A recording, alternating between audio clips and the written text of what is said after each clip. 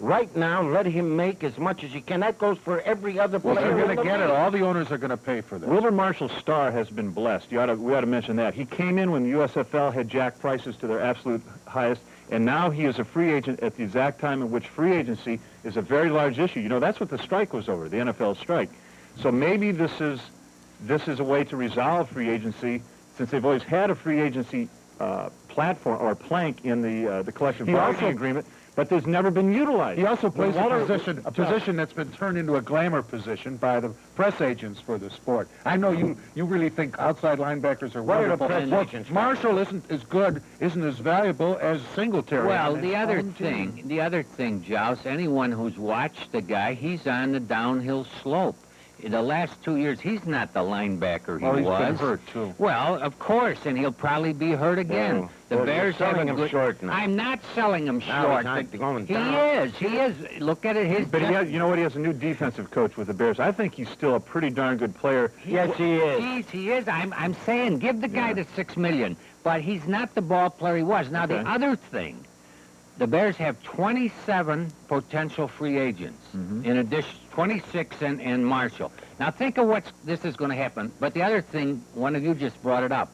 What the Washington Redskins are saying is that Wilbur Marshall, an individual, one human being, is worth almost 1/3 of the value of the stock owned by the young Hallis children, Muggsy Hallis's children, and that is 1/5 of this $90 or $1 million Let's get off the math. I'll show you the asininity of this contract.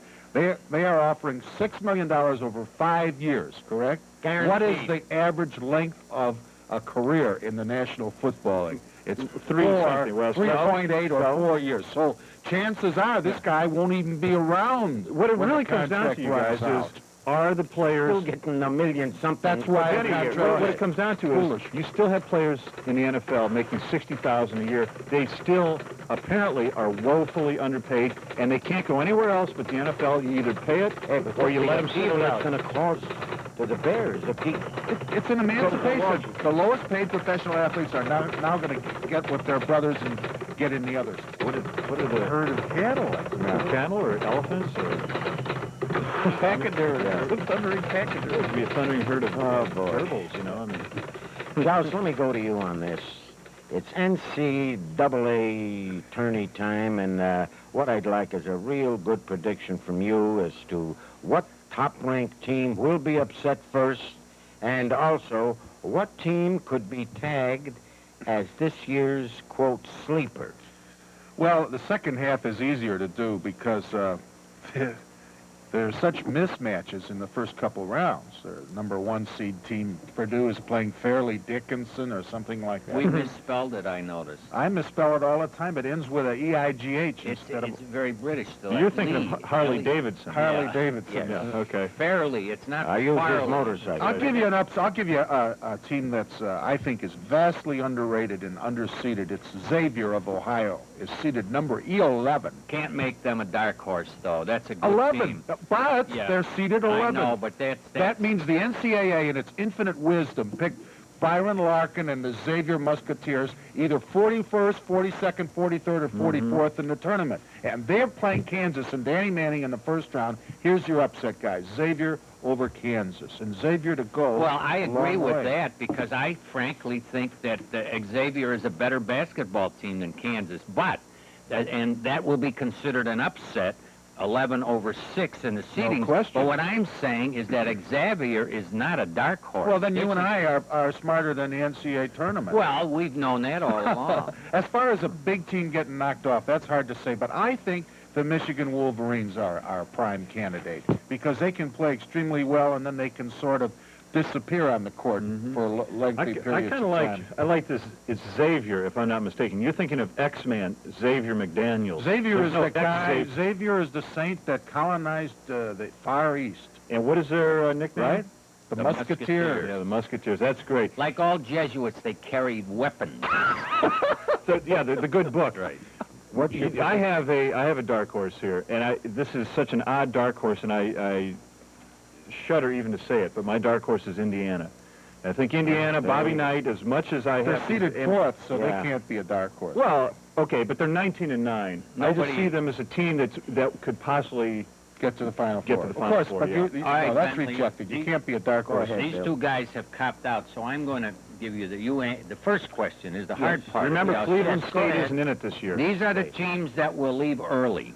Kansas, Georgetown, Missouri, Florida, Brigham Young, and Iowa.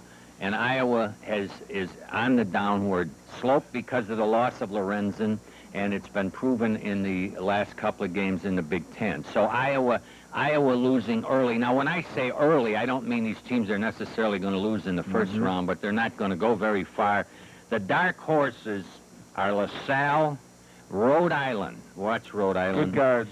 Seton Hall. Bradley. I bet he's... No, Bradley. Bradley's one of the finest teams in the But tournament. it's seated ninth. Florida State and Loyola Marymount. That's the best game of the first round is going to be Loyola and Wyoming. Paul Westhead's team, he's got those transplants from USC.